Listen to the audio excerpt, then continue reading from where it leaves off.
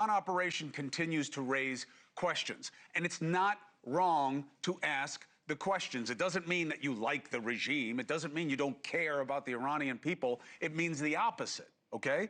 And the newest question, the most pressing, is how bad is this going to get? Because it's clearly nowhere near over. And for all the reports of the regime faltering, they are upping the rate of attacks and expanding their target zone. And now Hezbollah, the proxy terror organization based in Lebanon, which is just north and east of Israel, right? They are now threatening open war. Remember, before this, they were supposed to be part of a de-escalation operation with Israel to disarm them and to get to a better place. That's done, okay? So the need for clarity of design and accountability has never been greater. Be clear, already at this point, a few days in, this is the riskiest move this president has made. That doesn't mean it can't lead to something good. It means it may not if not handled correctly. And we don't even know what exactly this is about. No, it's about stopping nukes. But then why does the IAEA say that Iran wasn't close to getting a nuke? We want to destabilize the regime, but we don't want regime change.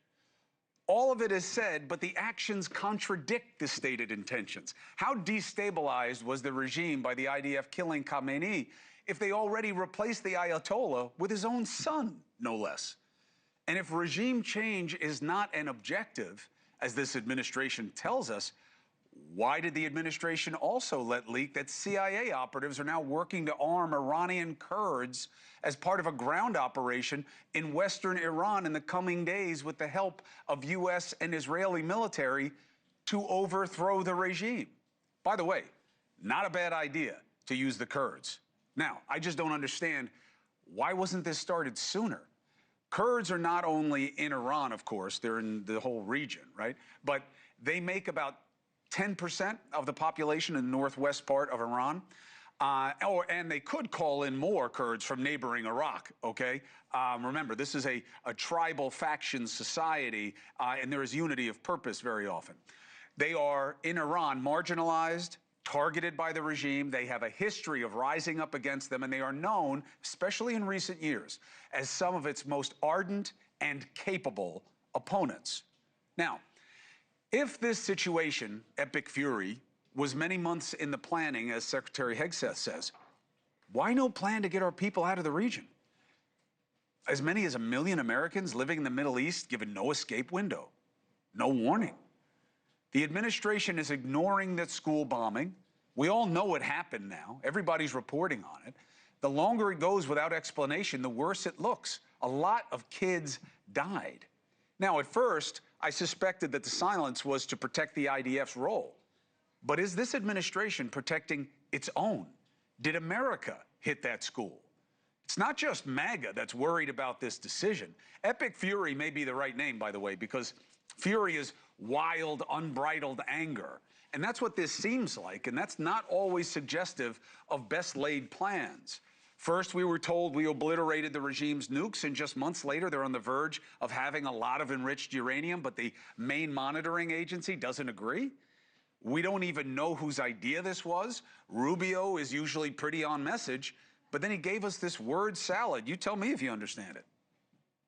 We knew that there was going to be an Israeli action. We knew that that would precipitate an attack against American forces. And we knew that if we didn't preemptively go after them before they launched those attacks, we would suffer higher casualties. The purpose of this is to destroy that missile capability. Why does Iran want that ballistic missile capability? That no one can do anything about their nuclear program.